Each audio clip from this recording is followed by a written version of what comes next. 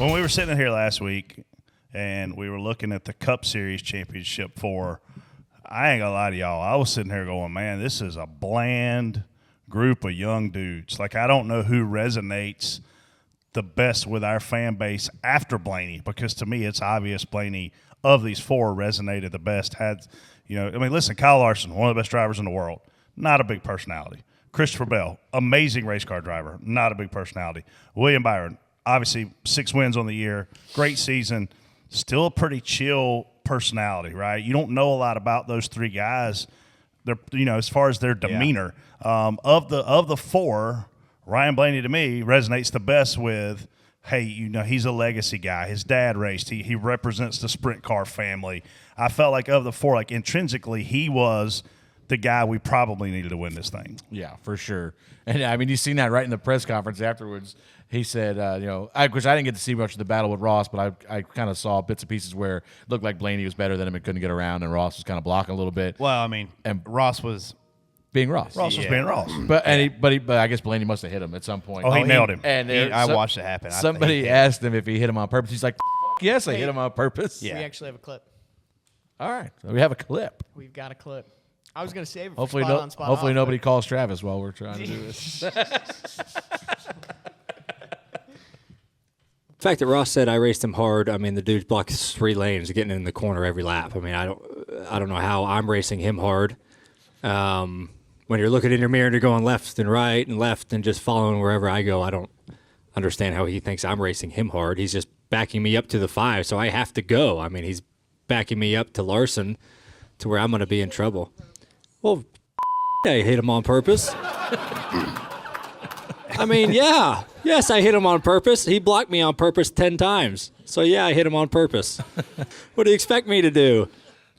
That's an accurate statement. I think Ross's rebuttal to this was epic, too, though. Ross said, I knew he was mad, and I didn't care then. And now I know he's mad, and I don't care now. We got more clips. We got more clips.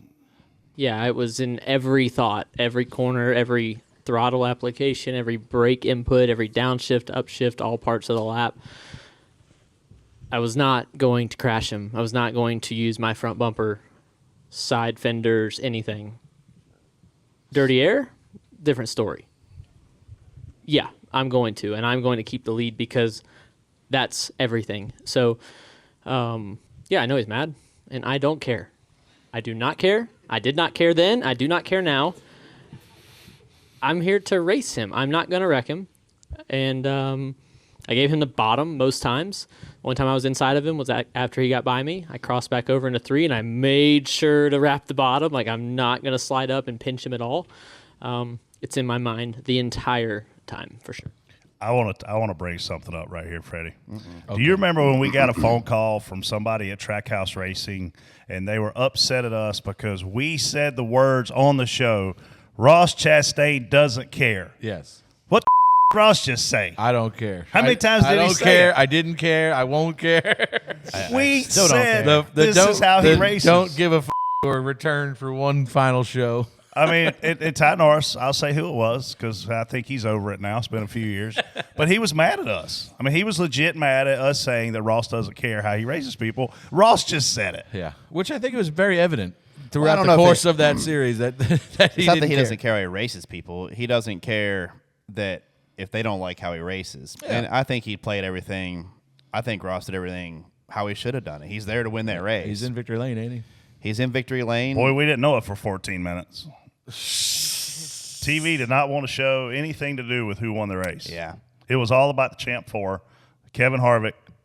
Eric Amarola was missing from this whole thing too, by the way, but they finally got to Ross.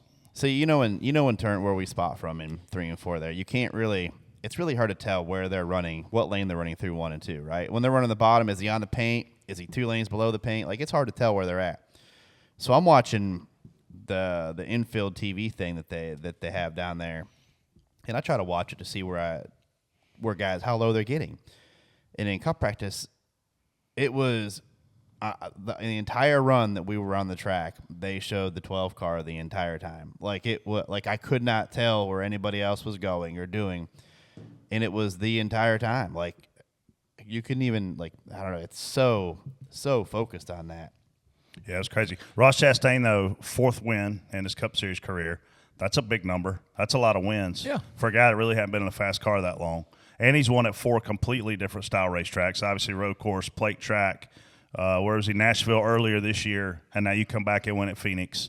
I think it's a big statement win for Trackhouse Racing to really set them up for it's a good offseason for a great winner. Yeah. He was strong too because you could see at the first run, that first stage, we were actually pretty good, and we drove up to 3rd or 4th. And then Ross, he started behind us, probably 3 or 4 spots behind us. He chased us down, passed us, and was running the leaders down. So you knew, like, if there's any point, if he could get track position, he was going to be strong. Obviously, track position was important. I thought, and then Brett, I don't know, watching it on TV, because obviously the watching versus being there at Martinsville was a little bit skewed. I thought, you were there with me, this was one of, mid-pack anyway, the better. I don't know if now I say this because I don't know if I set the bar so low for this place that I just think that once I see somebody pass somebody, it's a good race. But it was a little bit better mid-pack. I felt like there was fall off. You could pass guys. We seen the 12 didn't win the race off pit road, but was able to manage to drive back by the 5 and the 24. I know he couldn't get around the 1, but it still wasn't good by any means. Don't get me wrong, but it was a little bit better than it has been in the past. I actually thought it was very racy, and guys could compete from the very bottom of 3 or 1 and 2 all the way to the wall. The guy on the bottom obviously makes up the time in the middle, but the guy on the exit crosses him on, can make up the time with the big run, and you could pass. Obviously, I thought we were going to have a really long day because we were starting the very back. I'm like, okay, well, hopefully we can get to the top 20 because it's going to be super hard to pass. And by the end of the first stage, I think we were already there. And then second stage, we're close to the top 10. And, even in the long run, I saw guys with better cars catch guys and pass guys. I don't know what made it so different this time, but the track was wide. The cars they could race multiple lanes, and if a guy ran, it's a chess match into 3 every single lap, whether that guy's going to die to the bottom or is he going to roll up. And because if you're running the bottom, the guy behind you just runs the lane, gets a big run for the straightaway, which is what you need to be able to do that stuff. And I thought it was actually one of the better Phoenix races that we've had there. If not, it might have been the best Phoenix race we've ever had there with the passing. I don't think you weren't necessarily stuck behind a guy. They would catch a guy and work him over.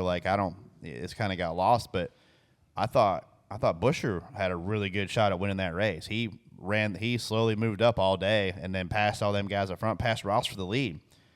Comes out, we have a yellow, comes down. He just unfortunately has a bad pit stop and comes out 9th, and he got back up inside the top 5, I think, at the end, but never recovered. Yeah, I mean, he was working on it, but I saw him racing the guys really respectfully as well there. I saw him trying to pass a 24 and giving him plenty of room,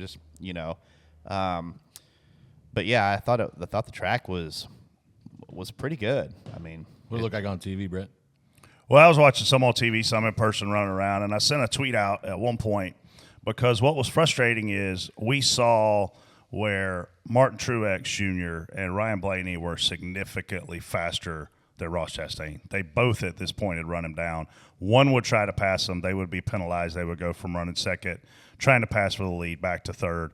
Ross maintained the lead. So, like when I hear the comments of, man, we're gonna work on this car this winter. What have you been waiting on? Because this car's looked like this for 2 years. They need to get aggressive. They need to go after some of these changes. They need to stop putting these teams in an expensive science project, which is what all these tests are. Who pays for the test? The teams. The team staffs it. They supply the car. They supply the motor. They supply the driver. They supply all these things, the miles that it takes to get the hauler there, the airplane ride to get the crew guys there. Stop with the science projects. Go in here and do what the drivers are asking you to do. Steve Phelps, Steve O'Donnell, those guys addressed the media this week, and they basically said, we're going to try all these things, but horsepower is probably our last thing that we're going to look at. We're willing to look at it, but it's probably last. We want to work on the gearing. We want to work on all these things.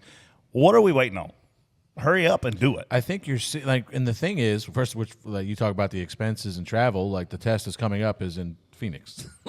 They're going to go right back out there in a couple weeks. Well, at least it's close. It's only 1,600 miles. But, I think that we saw at Martinsville, and you saw it again yesterday, that different tire, whatever they're doing with the tire, is going in the right direction. So if that might be the biggest thing we got to fix is the tire. If you get a tire that wears out and we can't, I listened to the Denny show last week and he was talking about like the tire was really good. It laid rubber down, but then once it laid rubber down, it became everybody. Then the tire stops wearing because it's taking the abrasiveness of the racetrack. It's just laying rubber on it. So then it just eventually stops wearing. And that's when we all become, we all start running the same speed. So if we can just get a tire that continues to wear somehow, and that's on Goodyear. Obviously, Goodyear needs to be safe. They can't have a debacle like they had at Indy that year. But I feel like a lot of this is going to be on them here to get this racing better because we've seen the little changes they made to the tire now is the 2 races they've done it with, it's trending in the right direction. So that would be my focal point. And obviously we'll beat to death on here about the shifting, which it sounds like they're trying to do something about. But I think that the tire might be the end all be all for especially as big as it is. Yeah, probably the most surprising thing for me all day watching that race play out. And clearly Christopher Bell never really had a fair shot to show his hand having the flat that he had going into the corner and wrecking. But when you look at Hendrick Motorsports, which is one of the most dominant teams in all motorsports in the world in terms of their success, they struggled yesterday. I mean, when William obviously he started from the pole, had the first pit stall, went out, led some laps. So, man, once he got mired up, once he got in traffic, done. And I was really surprised that Blaney, the Ford team that we've been saying all year, man, Fords are struggling other than Chris Buescher. Fords don't have any wins, and then boom, Blaney, the Ford team is the guy to beat. And it's obvious, when you saw the information coming out after practice that on the long run, Blaney's got the best car. Well, he qualified 15th, and you're sitting here saying, ooh, he may not be a factor. This is a short race. It's only 312 laps. He obviously drove up to the front, but even while he's driving to the front, he's typical Ryan Blaney. He's going nuts. He's screaming, saying, I can't do anything. I can't pass. I'm stuck. But as that race went on, it was obvious that he was the best car, and I would have lost this bet 100 times over when the last pit stop happened and Larson come off pit road first. I was like, well, this is over. You just gave the best driver in the world better track position, but that wasn't the case. Something that I found out today that I really didn't like, and I think this is one thing that kept the 24 in the race, was that first pit stall selection.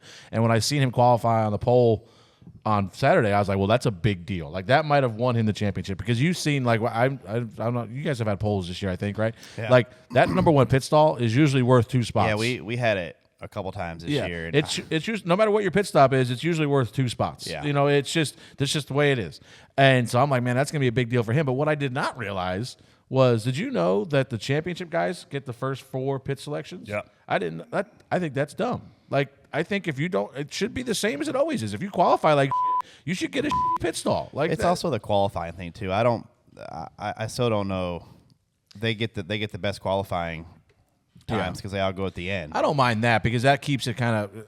I think they should all be in the same group though. Like, why change it? Like, I mean, you've earned where you're going. Yeah, I don't. Yeah, I don't know. I'm not so bad about that, but I think if you qualify, them guys qualified 15th, and I think the 20 was behind it. They should get the 15th, 16th best stalls. Like that's part of it. If you have a pit stop, you should get a pit stall. But I'll change my mind if we ever make the Final Four on that. But Was that always the case? I don't think so. I don't think it was either. I saw it on Reddit the other day, and I texted Bob this morning. And I said, I don't even know. Is this true? And he said, I don't think this is the first year. I think it's the only fair way to do it in terms of not put you're racing 3 guys for a championship. You're not racing 33 guys for a championship. So where you're saying to do it, treat it like you normally would treat it, you're putting that 4th guy potentially at a big deficit when in reality all the TV coverage is about those 4 guys. All the hype all week is about those 4 guys. So if somebody has a problem, why stick in between a Rick Ware and a BJ McLeod car? That they're going to have cars coming around them and cars in the way all day. So I don't disagree with what you're saying, but I don't know how you do it fairly because to your point, they should all 4 qualify back to back to back to back. They shouldn't be in 2 different groups because how much can the track cool down or heat up from Group 1 to Group 2? We've seen it all year. So I know what they're trying to do, and I don't fault them at all for that. I just think you're forcing it too much.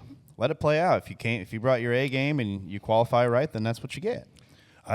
We force everything though. I'm not saying we don't force a lot, But I don't know. I mean, like it's just like people were debating. Okay, you guys worked the truck race, right? How many times? Well, I did like a half of it or something. How many times did NASCAR come over the radio at the end of the race and scold you as spotters to get these drivers under control? I don't think it ever happened. Maybe one time. How many times would that have happened Yeah. if David Hoots was in that booth? Oh, they would have started from the lap 1 before anything went wrong. We would have known that Big Brother was watching over us, and we also would have known when he said that over the radio that they're listening to all of us and that we better deliver the message. Quit your Jimmy jacking. That was what it was. I mean, we Yeah, it was that, or hey, you know, quit it, or I'm going to post you. Yeah. You know, you can go to the back and think about but it. my point is, like, I'm an anti-big government guy in my everyday life. So I am also an anti-big government guy in my sports. I don't want to see a rule for a rule for a rule.